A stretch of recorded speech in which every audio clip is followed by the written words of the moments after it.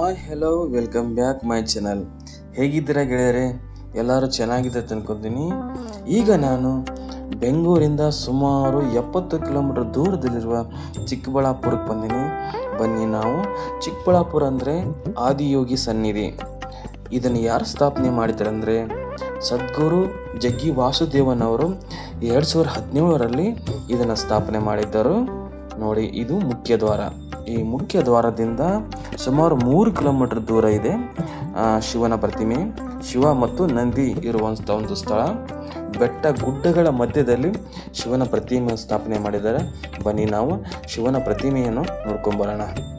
Friends, ಇದು 2ನೇ ಪ್ರತಿಮೆ ಬಂದು ಚಿಕ್ಕಬಳ್ಳಾಪುರಲ್ಲಿರೋದು. ಮೊದಲನೇ ಪ್ರತಿಮೆ ಬಂದು ಚೆನ್ನೈ ಕೊಯಮತ್ತೂರಲ್ಲಿ ಸ್ಥಾಪನೆ ಮಾಡಿದ್ದಾರೆ. ತಮಿಳುನಾಡಿನ ಚೆನ್ನೈ ಕೊಯಮತ್ತೂರಲ್ಲಿ ಈ ಮೊದಲನೇ ಪ್ರತಿಮೆ. ಇದು 2ನೇ ಪ್ರತಿಮೆ ಚಿಕ್ಕಬಳ್ಳಾಪುರಲ್ಲಿರೋದು. ನೋಡಿ, ಸುತ್ತಲೂ ಬೆಟ್ಟ ಗುಡ್ಡಗಳ ಮಧ್ಯೆ ಒಂದು ಪ್ರಕೃತಿಯ ಮಡಿಲಲ್ಲಿ ಶಿವನ ಪ್ರತಿಮೆಯನ್ನು ಸ್ಥಾಪನೆ ಮಾಡಿದ್ದಾರೆ. ಅದು ನೋಡಲಿಕ್ಕೆ ಎಷ್ಟು ಅದ್ಭುತ ಅನಿಸ್ತಂದರೆ 2 ಕಣ್ಣುಗಳು ಸಾಲದು ಆ ರೀತಿಯಲ್ಲಿ ಈ ಪ್ರತಿಮೆಯನ್ನು ಸ್ಥಾಪನೆ ಮಾಡಿದ್ದಾರೆ. ಬನ್ನಿ, ನಾವು ಶಿವನ ಪ್ರತಿಮೆಯನ್ನು ನೋಡ್ಕೊಂಬರೋಣ.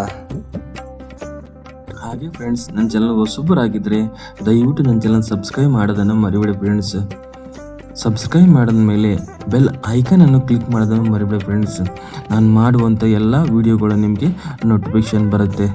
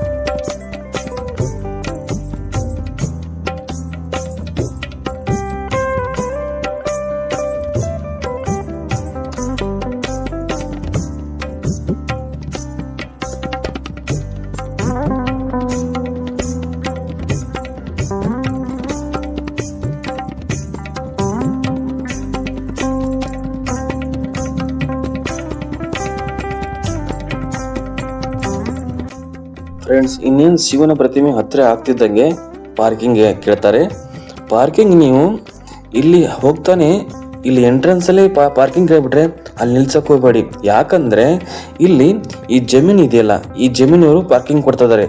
ಬಟ್ ಆ ಪಾರ್ಕಿಂಗ್ ಸಪ್ರೇಟಾಗಿ ಫೀಸ್ ತೊಗೋತಾರೆ. ಬಟ್ ಅದು ಟ್ರಸ್ಟ್ ಹೋಗಲ್ಲ ಅನ್ಸುತ್ತೆ. ಹಾಗಾಗಿ ಬನ್ನಿ ಬನ್ನಿ ಬನ್ನಿ ಅಂತ ಕರಿತಾ ಇರ್ತಾರೆ. ದಯವಿಟ್ಟು ಇಲ್ಲಿಂದ ಹೋಗಕ್ಕೆ ಹೋಗಬೇಡಿ, ಯಾಕಂದರೆ ತುಂಬ ದೂರ ಆಗುತ್ತೆ. ನೀವು ಇಲ್ಲೇ ಎಂಟ್ರೆನ್ಸಲ್ಲಿ ನಿಲ್ಲಿಸ್ಬಿಟ್ರೆ ಇಲ್ಲಿಂದ ಸುಮಾರು 1.5 ಕಿಲೋಮೀಟರ್ ನೀವು ಈ ಪ್ರತಿಮೆಗೆ ನಡ್ಕೊಂಡು ಬರ್ಬೇಕಾಗತ್ತೆ, ಶಿವನ ಪ್ರತಿಮೆಗೆ ನೋಡೋಕ್ಕೆ. ಹಾಗಾಗಿ ದಯವಿಟ್ಟು ಅಲ್ಲಿ ನಿಲ್ಸಕ್ಕೆ ಹೋಗಬೇಡಿ. ಇಲ್ಲೇ ಎಂಟ್ರೆನ್ಸಲ್ಲಿ ಟಿಕೆಟ್ ಇದೆ, 50 ರೂಪಾಯಿ ಕೊಟ್ಬಿಟ್ಟು ನಿಮ್ಮ ಪಾರ್ಕಿಂಗ್ ವ್ಯವಸ್ಥೆ ಕಡೆ ಮುಂದೆ ಇದೆ, ಅಲ್ಲಿ ಸೈಡಲ್ಲಿ ಹಾಕಿಬಿಟ್ಟು ಶಿವನ ಪ್ರತಿಮೆಯನ್ನು ನೋಡ್ಬೋದು. ಇದು ನೋಡಿ ಮುಖ್ಯ ದ್ವಾರ. ಮುಖ್ಯ ದ್ವಾರದಲ್ಲಿ ತ್ರಿಶೂಲ ಮತ್ತು ಶಿವಲಿಂಗ ಆಕಾರದಲ್ಲಿ ಒಂದು ಗೇಟನ್ನು ಸುದಕ್ಕೆ ಮಾಡಿದ್ದಾರೆ. ಇಲ್ಲಿಂದ ಮುಖ್ಯ ದ್ವಾರದಿಂದ ಶಿವನ ಪ್ರತಿಮೆಗೆ ಹೋಗಬಹುದು. ನೋಡಿ, ಸೈಡಿಂದ ಇದು ಶಿವನ ಪ್ರತಿಮೆ ಹೇಗೆ ಕಾಣ್ತಾ ಇದೆ. ಸ್ವಲ್ಪ ಜಿಡಿ ಜಿಡಿ ಮಳೆ ಬರ್ತಾ ಇತ್ತು. ಆ ಜಿಡಿ ಜಿಡಿ ಮಳೆಯಲ್ಲಿ ಎಷ್ಟು ಅದ್ಭುತವಾಗಿ ಸುತ್ತ ಮೋಡ ಇದೆ. ಮೋಡ ಕವಿದ ವಾತಾವರಣದಲ್ಲಿ ಸುಂದರವಾಗಿ ಶಿವನ ಪ್ರತಿಮೆ ಹೇಗೆ ಅದ್ಭುತವಾಗಿ ಕಾಣ್ತಾ ಇದೆ. ಸುತ್ತಲೂ ಗುಡ್ಡ ಬೆಟ್ಟ ಮಧ್ಯದಲ್ಲಿ ಮರ ಗಿಡಗಳ ಮಧ್ಯದಲ್ಲಿ ಶಿವನ ಪ್ರತಿಮೆಯನ್ನು ಸ್ಥಾಪನೆ ಮಾಡಿದ್ದಾರೆ. ಹೇಗಿದೆ ನೋಡಿ, ಒಳ್ಳೆ ನೋಡಲಿಕ್ಕೆ 2 ಕಣ್ಣುಗಳು ಸಾಲ್ತಾ ಇಲ್ಲ ಆ ರೀತಿ ನನಗೆ ಕಾಣ್ತಾ ಇದೆ. ಫ್ರೆಂಡ್ಸ್ ನೋಡಿ, ಈ ಶಿವನ ಸ್ಟ್ಯಾಚು ಮುಂದೆ 2 ಪಿಲ್ಲರ್ಗಳು ಕಾಣ್ತಾ ಇದೆ. ಕಬ್ಬಿಣದ ಪಿಲ್ಲರ್, ಇದು ಸಿಮೆಂಟ್ ಪಿಲ್ಲರ್ಗಳು. ಆ ಪಿಲ್ಲರ್ ಹತ್ರ ಮೇಲೆ ನೀವು ಒಂಥರ ಬಟ್ಟೆ ಥರ ಸುತ್ತ ನೇತಾಕಿದಾರಲ್ಲ, ಅದು ಬಂದು ಈ ಲೇಸರಿಂದ ಎಲ್ ಇ ಡಿ ಮುಖಾಂತರ ಲೇಸರ್ ಬಿಡ್ತಾರೆ ಶಿವನ ಪ್ರತಿಮೆ ಮೇಲೆ. ಅದು 7 ಗಂಟೆ ಮೇಲೆ ಸ್ಟಾರ್ಟ್ ಆಗುತ್ತೆ. ಅದು ಕತ್ತಲಾದ ಮೇಲೆ ಆ LED ಮುಖಾಂತರ ಶಿವನ ಬಗ್ಗೆ ಒಂದು ಗೀತೆ ಮುಖಾಂತರ ಅದು ಹೇಳಲಿಕ್ಕೆ ಸದ್ಗುರು ಅವರು ವಿವರಣೆ ಪೂರ್ವಕವಾಗಿ ಅಥವಾ ಇದು ಸಾಂಗ್ ಮುಖಾಂತರ ಹೇಳಲು ಬಯಸಿದ್ದಾರೆ. ಅದು 7 ಗಂಟೆ ಮೇಲೆ ನಡೀತದೆ ಶೋ. ಅದು 7 ಗಂಟೆಯಲ್ಲಿ ಶೋ ಬರುತ್ತೆ. ನೀವು ಬೆಳಗ್ಗೆ ಹೋದರೆ ಓನ್ಲಿ ಶಿವ ಮತ್ತು ನಂದಿಯನ್ನು ನೋಡ್ಕೊಂಡು ಬರ್ಬೋದು. ಆಲ್ಮೋಸ್ಟ್ ಎಲ್ಲ 90% ಸಂಜೆ ಮೇಲೆ ಹೋಗ್ತಾರೆ, 6 ಗಂಟೆ ಮೇಲೆ ಹೋಗ್ತಾರೆ.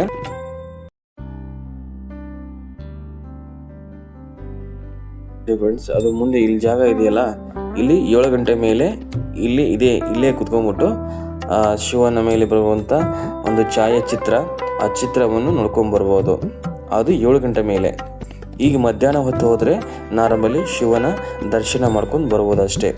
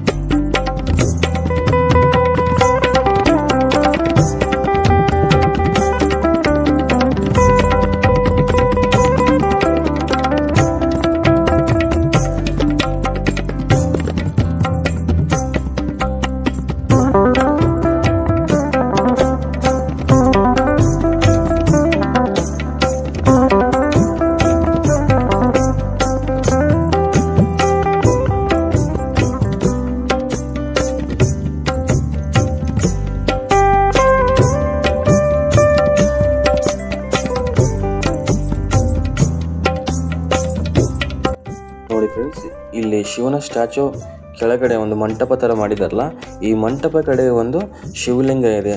ಶಿವಲಿಂಗ ಮತ್ತು ಈ ಇದೇ ನಾಗ ಸರ್ಪ ಅಂತ ಹೇಳ್ತಾರಲ್ಲ, ಅಲ್ಲಿ ಶಿವಲಿಂಗ ಮೇಲೆ ಒಂದು ಸರ್ಪ ರೂಪವನ್ನು ಸ್ಥಾಪನೆ ಮಾಡಿದ್ದಾರೆ. ಶಿವಲಿಂಗ ಮತ್ತು ಸರ್ಪ ಎರಡು ಅಲ್ಲಿ ಸ್ಥಾಪನೆ ಮಾಡಿದ್ದಾರೆ. ಅಲ್ಲಿ ಕೆಳಗಡೆ ನೀವು ದರ್ಶನ ಮಾಡ್ಕೊಂಡು ಗುಹೆ ಥರ ಒಂದು ಮಂಟಪ ಮಾಡಿದಾರಲ್ಲ, ಇದೇ ನೋಡಿ ಇಲ್ಲಿ ಮಂಟಪ.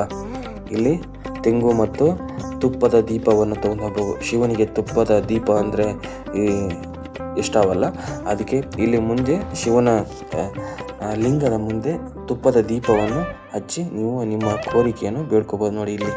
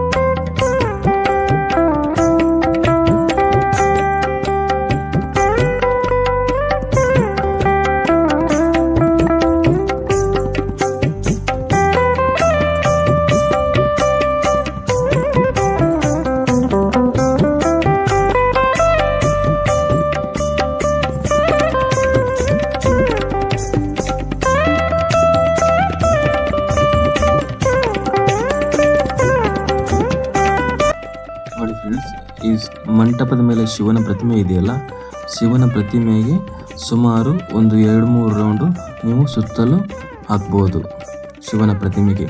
ಇಲ್ಲಿಂದ ರೌಂಡ್ ಸುತ್ತಲಕ್ಕೆ ಜಾಗ ಇದೆ. ಸುಮಾರು ಒಂದು 2-3 ರೌಂಡ್ ಹಾಕ್ಬೋದು ನೀವು.